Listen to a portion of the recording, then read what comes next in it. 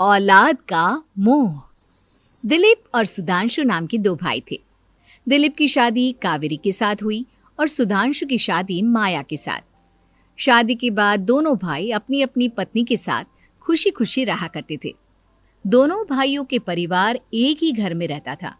साथ में खाना, साथ में घूमना, कुल मिलाकर दोनों भाइयों का परिवार खुशहाल परिवार था। कुछ सालों के बाद दिलीप की पत्नी कावेरी को एक बेटा हुआ। भैया, आज मैं बहुत खुश हूँ। चाचा बन गया हूँ मैं। हाँ भाई साहब, इस बच्चे के घर में आने से तो रौनक आ गई है। मैं सबको बताऊंगी कि मैं तो चाची बन गई हूँ, चाची। तुम दोनों कितने अच्छे हो। हमारे बच्चे के आने से ऐसे खुश हो रहे हो जैसे ये बच्चा तुम्हारा ही हो। बस भैया, अब आपका बेटा इस दुनिया में आ गया ना, हम भी कोशिश करेंगे कि हमारा भी बच्चा जल्दी से इस दुनिया में आ जाए। और फिर आपका और हमारा बच्चा दोनों मिलकर दिन भर घर के आंगन में खेला करेंगे। कितना मजा आएगा ना। सच कहती हो माया, मैं भी उसी दिन का इंतजार कर रही हूँ जब तुम्हारी भी गोद भर जाएगी और मेरे बेटे को एक छोटा भाई या बहन मिल जाएगी। 1 साल बीत जाता है। दिलीप और कावेरी का बेटा अब 1 साल का हो चुका था, लेकिन सुधांशु और माया की कोई औलाद नहीं होती। माया, लगता है कि हमारी जिंदगी में बच्चे का सुख ही नहीं है। ऐसा क्यों कहते हैं? दिलीप भाई साहब का बेटा भी तो हमारा ही बेटा है ना। तुम्हारी बात बिल्कुल ठीक है माया, लेकिन फिर भी हमारा खुद का एक बच्चा होता तो कितना अच्छा होता। हाँ, कावेरी भाभी भी हमेशा कहती हैं उन्हें अपने बेटे के लिए एक छोटा भाई या बहन चाहिए। लेकिन देखिए ना, हमारी तो किस्मत ही कितनी खराब है। हमारे तो सारे ट्रीटमेंट भी फेल हो चुके हैं। डॉक्टर ने भी साफ साफ कह दिया है कि तुम कभी माँ नहीं बन सकती। वही तो सुधांशु, बहुत बुरी किस्मत है हमारी। लेकिन माया, हम अपनी किस्मत को इतना क्यों कोस रहे हैं? हम दिलीप भाई साहब के बेटे को अपने बेटे की तरह ही प्यार कर सकते हैं ना। हाँ जी, बिल्कुल सच कहा। मैं भी वैसा कर सकती हूँ। चाची हूँ, उसे छोटी माँ का प्यार नहीं दूंगी क्या? कुछ दिनों के बाद दिलीप का एक दोस्त दिलीप से मिलने के लिए आता है। अरे क्या बात है दिलीप, बधाई हो बधाई। और घर तो काफी बड़ा है तुम्हारा। वैसे तुमने अपने बेटे के बारे में क्या सोचा है? भैया, और क्या सोचेंगे, बस उसे पढ़ा लिखा कर अफसर बनाएंगे, उसकी पढ़ाई पर खर्च करेंगे। अरे भाभी, आपकी तो इतनी सारी प्रॉपर्टी है, आपको किस बात की चिंता? ले देकर एक बेटा ही तो है। अरे नहीं दोस्त, तुम गलत समझ रहे हो। इस घर में मैं और मेरा छोटा भाई दोनों रहते हैं। इस घर का आधा हिस्सा मेरे छोटे भाई का है। अच्छा, कितने बच्चे हैं तुम्हारे छोटे भाई के? भैया, उनके साथ ना कुछ प्रॉब्लम है। मेरी देवरानी कभी माँ नहीं बन सकती। अरे फिर किस बात की चिंता? अरे मैं तो कहता हूँ अपने बेटे के भविष्य के बारे में सोचिए ही मत। बस ये घर उसके नाम करवा दीजिए। देखिए, आपके भाई का भी कोई बच्चा नहीं है तो सब कुछ आपके बेटे को ही मिलना चाहिए। लेकिन ऐसा करना क्या सही होगा? अगर उनका बच्चा नहीं है तो क्या हुआ? ये घर आधा उनका है, उनकी जो मर्जी है वो करें। अरे कैसी बात करते हो? उनकी कोई औलाद नहीं है, वो क्या करेंगे प्रॉपर्टी अपने नाम रखकर? हाँ, वैसे भाई साहब, आपकी बात तो बिल्कुल सही है। अब जो कुछ भी है वो हमारे बेटे का ही तो है। आखिर वही तो इस घर के वंश को आगे बढ़ाएगा। मैं कल ही देवर जी से बात करती हूँ। अगले दिन सुधांशु और माया, इधर आओ। तुम दोनों से एक बहुत जरूरी बात करनी है मुझे। बताइए ना भाभी, क्या बात है? आपको कहीं जाना है तो आप अपने बेटे को मेरे पास छोड़कर जाइए। मैं ही पूरा दिन रख लूंगी उसे। अरे नहीं माया, वो तो मुझे पता है। मैं किसी और चीज के बारे में बात करना चाहती हूँ। बताइए ना भाभी, क्या बात है? देखिए देवर जी, आपका कोई बच्चा है नहीं, लेकिन मैं जानती हूँ कि आप हमारे बेटे को अपने बेटे की तरह ही प्यार करते हैं। भाभी, बेटे की तरह नहीं, वो हमारा ही बेटा है। मेरे लिए तो वो मेरा ही बच्चा है। वही तो फिर क्यों ना ये सारी प्रॉपर्टी हम मेरे बेटे के नाम करवा दे, क्योंकि तुम्हारा हो या मेरा, हम सबका एक ही तो है बेटा। लेकिन भाभी, अभी तो वो सिर्फ 1 साल का है। अभी से प्रॉपर्टी उसके नाम करवाने का क्या मतलब है? देखे देवर जी, जो काम जितना जल्दी हो जाए ना उतना अच्छा। आने वाले वक्त का क्या भरोसा। भाभी भरोसा क्यों नहीं, हम तो हमेशा आपके बेटे को माँ बाप की तरह ही प्यार करेंगे। हाँ, लेकिन फिर भी मैं चाहती हूँ कि ये सारी प्रॉपर्टी मेरे बेटे के नाम हो जाए। अब मुझे नहीं लगता तुम दोनों को इसमें कोई भी परेशानी होगी, है ना? भाभी वैसे तो आप जो कह रही हैं वो बहुत जल्दबाजी है, लेकिन फिर भी अगर आपको ऐसा लगता है तो ठीक है, कल ही प्रॉपर्टी के पेपर बनवा लीजिए, मैं और माया उस पर साइन कर देंगे। इस तरह से अगले दिन प्रॉपर्टी के पेपर बनवाकर सारी प्रॉपर्टी दिलीप और कावेरी के बेटे के नाम पर करवा दी जाती है। कुछ दिनों के बाद सुधांशु, सुबह सुबह ये कौन लोग आ गए हैं तुम्हारे घर पर? भैया वो ऊपर वाला कमरा खाली पड़ा था ना, सोच रहा था किराएदार रख देता हूँ। लेकिन किराएदार रखने से पहले आपने हमसे पूछा भी नहीं। भाभी इसमें आपसे पूछने वाली क्या बात थी, हमें एक ही कमरे की जरूरत थी, इसलिए सोचा दूसरा कमरा किराया पर दे देते हैं, कुछ इनकम हो जाएगी। अरे माया, ये सारी प्रॉपर्टी अब मेरे बेटे के नाम पर है और यहाँ पर जो कुछ भी होगा उसके लिए तुम्हें मेरी या दिलीप की परमिशन तो लेनी पड़ेगी ना। हाँ सुधांशु, तुम्हारी भाभी ठीक ही तो कह रही है। अब देखो, तुमने खुद अपने हाथों से ये प्रॉपर्टी हमारे बेटे के नाम की है, वह अभी बहुत छोटा है, तो इस घर से रिलेटेड सारे फैसले तुम्हें हमसे पूछ कर लेने चाहिए। भाभी हमें तो लगा था कि आप हम लोगों से बहुत प्यार करती हैं, लेकिन आप तो हमारे साथ भेदभाव करने लगी। अरे, इसमें भेदभाव करने वाली क्या बात है? और मैंने कौन सा तुमसे कुछ गलत मांग लिया? अरे ले देकर मेरा बेटा इकलौता इस पूरे वंश का वारिस है, सब कुछ उसके नाम है। तुम्हें इस बात से जलन क्यों हो रही है? भाभी माया को जलन नहीं हो रही, वो तो बस ऐसे ही कह रही थी। सब जानती हूँ मैं, इसकी खुद की तो कोई औलाद पैदा नहीं हुई, बस इसीलिए जब देखो तब मेरे बेटे पर बुरी नजर डालती रहती है। देखो माया, कावेरी तुमसे बड़ी है, वो जैसा कहती है वैसा करो। और वैसे भी इस घर पर अब तुम लोगों का कोई अधिकार नहीं है, वो तो हम लोगों की भलाई समझो जो तुम्हें अभी तक यहाँ रहने दिया है। भैया आप इतने कैसे बदल गए? इस प्रॉपर्टी ने आपके दिल से हमारे लिए प्यार पूरी तरह खत्म कर दिया है क्या? इसी तरह वक्त बीतता जाता है और देखते देखते दिलीप और कावेरी का बेटा प्रणव 25 साल का हो जाता है और उसकी नौकरी लग जाती है। पापा आज मेरा अपॉइंटमेंट लेटर आ गया है, मैंने सिंगापुर में जॉब ज्वाइन कर ली है। लेकिन प्रणव, विदेश में नौकरी करने जाने से पहले तुम्हें कम से कम अपने मम्मी पापा से एक बार पूछना चाहिए था ना। इसमें पूछने वाली क्या बात है माँ, मैं सिंगापुर जाकर जॉब करना चाहता हूँ तो करना चाहता हूँ। देखो प्रणव, हमने तुम्हारे लिए इतनी सारी प्रॉपर्टी यहाँ पर रखी हुई है, उन सब का क्या होगा? यहाँ रहो, बिजनेस करो। सॉरी पापा, मैं यहाँ रहकर कोई बिजनेस नहीं करने वाला, और ये जितनी भी प्रॉपर्टी आपने मेरे लिए संभाल कर रखी है ना, ऐसे ही किसी को दान में दे दीजिए, क्योंकि मैं सिंगापुर से वापस इंडिया आकर कभी नहीं रहने वाला।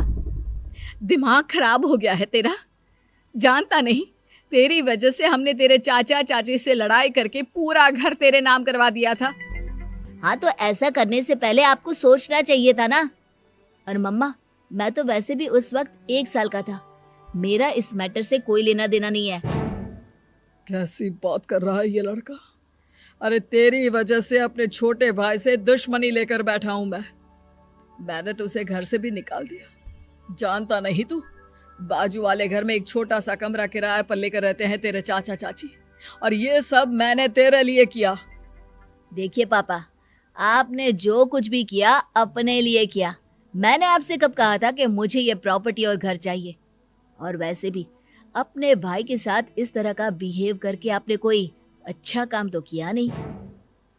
तू सही कह रहा है बेटा, हमने तेरे चक्कर में अपने छोटे भाई जैसे देवर और बहन जैसी देवरानी को इस घर से निकाल दिया। बहुत बड़ी गलती हो गई मुझसे। ठीक है मॉम, तो अब आप अपनी गलती सुधारो, लेकिन मुझे तो फॉरेन जाना है, मैं वहीं जाऊंगा। अब आगे क्या करना है ये आपका डिसीजन है। और प्रणव सिंगापुर जॉब करने के लिए चला जाता है। कुछ दिनों के बाद जब दिलीप और कावेरी को अपनी गलती का एहसास होता है तो वो सुधांशु के घर पहुंचती है। सुधांशु, माया, हमें माफ कर दो, हमसे बहुत बड़ी गलती हो गई। क्या हुआ भाभी? आज इतने सालों के बाद अब हम गरीब लोगों के घर क्या करने आई हैं? भाभी, हमने तो खुशी खुशी अपने भतीजे को सब कुछ दे दिया, अब हमारे पास कुछ भी नहीं बचा है। भाई, मुझसे बहुत बड़ी गलती हो गई। जो तेरे जैसे भाई को मैंने प्रॉपर्टी के चक्कर में घर से निकाला और जिसके लिए मैंने ये सब कुछ किया, वो खुद ही विदेश चला गया। भैया भाभी, जिस बेटे के लिए आपने हम लोगों को इतनी तकलीफ दी, आपस के प्यार को बिगाड़ा, जब वही आपसे दूर चला गया तो आपको इस बात का एहसास हुआ। लेकिन माफ कीजिए, अब हम आपके साथ रहने के लिए उस घर में नहीं आ सकते। नहीं नहीं माया, ऐसा मत कहो। मुझसे बहुत बड़ी गलती हो गई। प्लीज वापस चलो, मैं वो घर फिर से तुम्हारे नाम कर देती हूँ। भाभी, मैं उस घर का क्या करूंगी? किसके लिए? मेरा कोई बच्चा नहीं। मैं तो बस जिंदगी भर आप लोगों के साथ प्यार से रहना चाहती थी। प्रणव को अपने बेटे की तरह प्यार करना चाहती थी, लेकिन आपने मुझसे वो अधिकार छीन लिया। भाभी और भैया, एक सवाल पूछना चाहता हूँ आप लोगों से। जो बच्चा कुछ ही दिन पहले दुनिया में आया हो, जिस बच्चे के भविष्य का आपको पता ही ना हो, उसके लिए अपने पुराने रिश्तों को तोड़ देना, अपने सगे रिश्तेदारों से दुश्मनी मोल लेना, उनके साथ झगड़ा करना, उनकी बेइज्जती करना, क्या ये सही है? कम से कम हमें सही वक्त का इंतजार तो करना चाहिए ना। सिर्फ प्रॉपर्टी के लिए अपने सगे भाई को घर से निकाल दिया, वो भी अपने 1 साल के बेटे के लिए। क्या ये वाकई में सही था? जवाब दीजिए मेरी बात का। कंकाल का रहस्य। चौरा गांव के खेतों में इन दिनों खुदाई का काम चल रहा था। असल में इसी गांव से होकर एक अच्छी सड़क गुजरनी थी, इसलिए यहां खुदाई शुरू की गई थी। अचानक एक दिन खुदाई करने वाली मशीन से कुछ टकराता है। बाद में जब खोजबीन की जाती है तो वहां से 2 कंकाल मिलते हैं। पुलिस गांव के लोगों से पूछताछ शुरू करती है। आप लोगों को क्या लगता है ये किसके कंकाल हो सकते हैं? अरे साहब, हमें क्या पता ये किसके कंकाल है, आप ही लोग पता लगाइए। हम लोग तो बहुत ज़्यादा डरे हुए हैं। हाँ हाँ, हमारी फॉरेंसिक टीम अभी आ रही है। ये बताओ कि इस गांव के रहने वाला कोई जोड़ा गायब तो नहीं ना?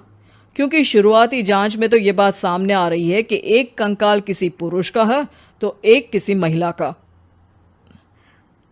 साहब, हमें तो बहुत डर लग रहा है। ऐसे कंकाल मिलने का मतलब गांव के आसपास ही किसी की हत्या हुई है या फिर किसी को जलाकर मार डाला गया है। हाँ साहब, हम अपने परिवार को लेकर बहुत ही ज्यादा परेशान हैं। देखिए, आप लोगों की परेशानी हम समझ सकते हैं, लेकिन आप लोगों को पुलिस का सहयोग करना होगा, क्योंकि आपके सहयोग के बगैर हम ये पता नहीं लगा सकते हैं कि आखिर ये किसके कंकाल है और इनकी हत्या किसने की। ठीक है साहब, गांव के लोग आपका पूरा सहयोग करेंगे। हाँ साहब, पूरा सहयोग करेंगे। तो फिर ठीक है, हम अपनी जांच शुरू कर देते हैं। कुछ दिन बाद जांच रिपोर्ट आ जाती है। पता चलता है कि ये कंकाल करीब 20 साल पुराने हैं, यानी 20 साल पहले किसी जोड़े की हत्या कर शव को यहां पर दबा दिया गया था। इंस्पेक्टर राघव, ये बताओ कि 20 साल पहले की मर्डर मिस्ट्री क्या अब सुलझ सकती है? हाँ हाँ सर, क्यों नहीं। लेकिन अब सबूत और गवाह काफी मिट गए होंगे। मुश्किल तो होगी, लेकिन शायद किसी परिवार को इंसाफ मिल सके। इंस्पेक्टर राघव, आप बिल्कुल सही कह रहे हैं। किसी परिवार को तो इंसाफ मिलेगा ही और किसी को उसके किए की सजा भी मिलेगी। जी सर, मैंने तो जांच शुरू भी कर दी है। 20 साल पहले इस गांव के 2 जोड़े अचानक कहीं गायब हो गए थे। मैंने दोनों ही परिवारों के बाकी के सदस्यों से बातचीत शुरू की तो उन्होंने बताया कि उनके बच्चे शहर गए थे, लेकिन आज तक वापस नहीं लौटे हैं। लेकिन ये दोनों शव किस परिवार के सदस्यों के हैं, ये कैसे पता चल सकेगा? सर, मैंने डीएनए टेस्ट करवा लिया है। आज शाम तक इसकी रिपोर्ट भी आ जाएगी। अच्छा, ठीक है। उसी शाम को सर, डीएनए रिपोर्ट के मुताबिक ये दोनों ही लाशें चौरा गांव के रहने वाले प्रधान सुल्तान सिंह के बेटे और बहू की है। लेकिन इनकी हत्याएं किसने की है, ये कैसे पता लगेगा? इसी का तो पता लगाने की कोशिश में जुटा हूं सर। आज सुल्तान सिंह से मिलने भी जा रहा हूं। मेरा बेटा और बहू तो मेरे लिए सिर्फ यादों में ही रह गए थे, हमें उनकी लाशें तक नहीं मिल सकी थी।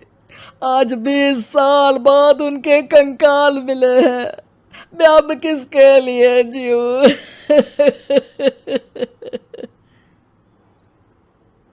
लेकिन सर, क्या आपकी किसी से कोई दुश्मनी थी? अपने बेटे बहू की हत्या के लिए आप किसे जिम्मेदार मान रहे हैं? अब मैं किसका नाम बोलूं? मेरी तो किसी से दुश्मनी नहीं थी, बस मेरे बेटे बहू को कोई वापस ला पाता।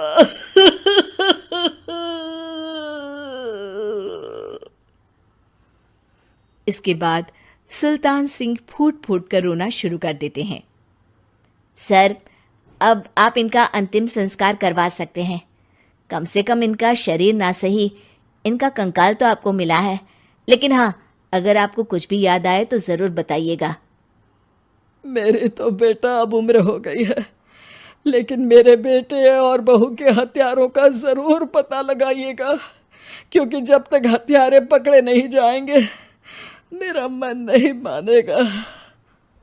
सर, हमारी पूरी कोशिश रहेगी हत्यारे को पकड़ने की। लेकिन एक बात बताइए, उस वक्त आपको किस पर शक गया था? उस वक्त मेरे एक ड्राइवर को पकड़ा गया था, लेकिन सबूतों के अभाव में उसे छोड़ दिया गया था। अच्छा, और ड्राइवर पर कैसे शक हुआ था? क्योंकि उस दिन ड्राइवर छुट्टी पर था। उस समय लेकिन लाश क्यों नहीं मिल सकी थी? उस वक्त पुलिस ने बहुत कोशिश की थी, लेकिन दोनों की डेड बॉडी नहीं मिल सकी थी। ठीक है, हमारी तफ्तीश चल रही है, मैं फिर आऊँगा। इसके बाद इंस्पेक्टर वहां से चला जाता है और सुल्तान सिंह अपने बेटे और बहू की याद में खो जाते हैं। कुछ दिन बाद सुल्तान सर, एक बात बताइए, जब आपके बेटे बहू की हत्या हुई थी, उसी के आसपास आपके ही गांव का रहने वाला एक और जोड़ा उसी वक्त गायब हो गया था ना? हाँ सर, अलका और अभिषेक, वो भी मेरे बच्चों जैसे ही थे। तो फिर वो कहाँ है? उनका भी आज तक पता नहीं चल सका, लेकिन बताते हैं कि कुछ साल पहले अभिषेक को गांव के ही किसी आदमी ने मुंबई में देखा था, लेकिन फिर वो गायब हो गया। यानी अभिषेक और अलका की हत्या नहीं हुई थी, बल्कि उन्होंने किसी वजह से खुद ही गांव छोड़ दिया था। हाँ, हो सकता है, क्योंकि अभिषेक मेरे बेटे संतोष का अच्छा दोस्त था और उसका मेरे घर भी आना जाना लगा रहता था। हो सकता है कि उसने मेरे बेटे और बहू के बारे में सुन लिया हो और ये गांव छोड़ दिया हो सकता है। उनके परिवार का कोई अब नहीं रहता क्या इस गांव में? अब तो कोई नहीं रहता। एक चाचा थे, लेकिन उन्होंने भी अपना पुश्तैनी मकान बेच दिया है। वो भी अब कहीं शहर में ही बस गए हैं। ओह, अभिषेक और अलका के बारे में भी पता लगाना होगा। हो सकता है कि वही इस हत्या के बारे में कुछ बता सके। हो तो सकता है, लेकिन वो बेचारे तो खुद ही वक्त के मारे थे, वो क्या बताएंगे। फिर भी सर, जब केस दोबारा खुला है तो जांच तो करनी ही पड़ेगी, और इस बार तो लाशें भी बरामद हुई है। कुछ दिन तक लगातार तफ्तीश चलती रही। एक दिन थाने से सुल्तान सिंह को फोन आता है। हाँ, कौन बोल रहा है? सर, मैं कांस्टेबल तुलाराम बोल रहा हूँ थाने से। आपको थाने आना पड़ेगा। थाने? लेकिन क्यों? सर, किसी की पहचान करवानी है।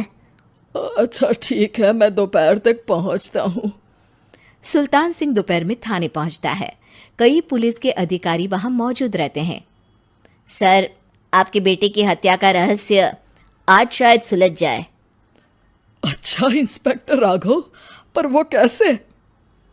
सर, उस आदमी को देखिए, क्या वही अभिषेक है? सुल्तान सिंह की आंखों में हैरानी से आंसू आ जाते हैं। हाँ सर, यही अभिषेक है। ये आपको कहाँ से मिला? सिर्फ अभिषेक ही नहीं बल्कि इसकी पत्नी अलका भी इसके साथ है। मैडम, जरा अभिषेक की पत्नी को लाइए। जैसे ही अलका को पेश किया जाता है, सुल्तान सिंह जमीन पर गिर जाते हैं। सुल्तान सर, क्या हुआ आपको? आप अलका को देखकर गिर क्यों गए? सुल्तान सिंह सर पकड़कर बैठ जाते हैं। ये अलका नहीं, बल्कि ये तो मेरी बहू रितु है। पूरा थाना एक दूसरे का मुंह देखने लगता है। क्या? इसके बाद हर किसी को दो कंकाल और हत्या का रहस्य समझ में आ गया। अभिषेक और रितु ने मिलकर संतोष और अलका की हत्या की थी और लाश को जमीन के नीचे दबा दिया था। आज 20 साल बाद इस हत्या का रहस्य खुल सका था कि अवैध प्रेम संबंध में 2 मासूमों की जान गई थी।